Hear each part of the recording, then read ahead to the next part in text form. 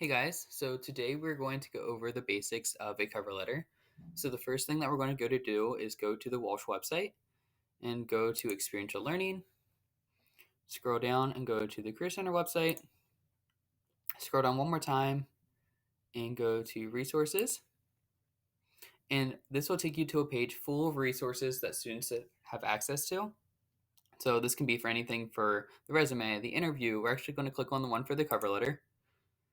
And this will bring you a PDF document of everything you need to know about the cover letter. So it kind of goes into detail about what it is. So it's one-page document, usually 3 to 5 paragraphs, and it answers these questions. Who are you? What do you want to do? And why do you think you are qualified? So this basically further elaborates any other skills that you haven't listed in the resume or any other skills you want to further elaborate on to employers. The reason why cover letter is so important is most employers look at your resume, and if they like what they see, they'll actually flip to your cover letter. So a lot of the times a cover letter isn't required by employers, but it's always good to send one anyway because it gives you a leg up amongst the other applicants, and it specifically states your past experiences in more detail for employers to look at. So we'll just kind of go through this. It goes through the general formatting, the content of a cover letter, mistakes to avoid, and in the end, it actually has sample cover letters. So this first one's a good cover letter, and this second one right here is a bad cover letter. So we'll just base ours off the good cover letter for today. And I actually pulled up a job description that we can base our cover letter off of. So this is for a marketing intern for the summer at the Akron Zoo. So we'll use this when creating our document. So I already have a template kind of already pulled up. The first thing that you want to have at the top of your cover letter is your contact information. This includes your name, your address, your phone number, and your email address. I just put this the same as my resume, so it looks like they go together and more clean and professional.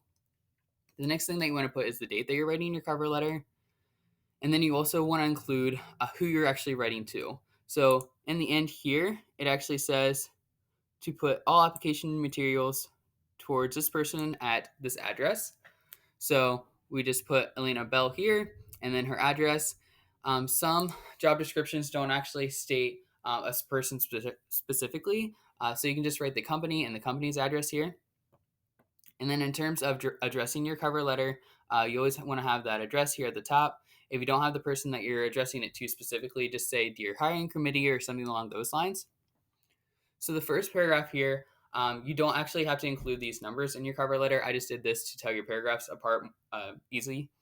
So the first paragraph is your introductory paragraph, just kind of explaining who you are and what specific position you're applying towards. So a company could have multiple positions that they have listed on their site, but they want to know what specific position that you're applying towards and your educational background for that position. So if you're pursuing for this specific position, if you have a communications degree that you're pursuing or a marketing degree, you would write that here in the first paragraph from Walsh University. So your next 1 to 2 paragraphs, I consider your body paragraphs. So these list specific experiences that you've had in the past that you want to elaborate more on.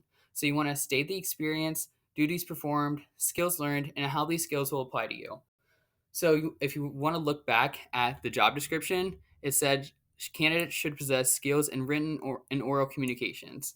So if you have an experience where you had to communicate effectively, write about that experience, what you did during that experience, the skills that you learned, and how that will apply towards that job.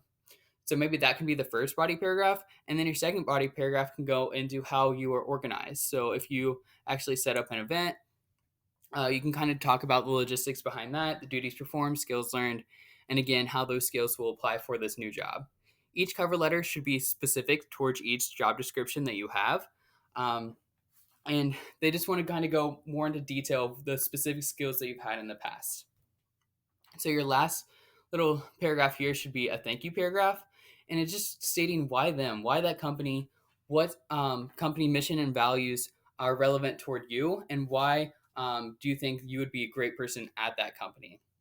So you kind of want to wrap everything up here at the end and end with sincerely and your name here at the end as well. So if you guys have any questions, feel free to use this guide to kind of help you along the cover letter process or contact us here in the Career Center, and we'd love to meet with you. Thank you.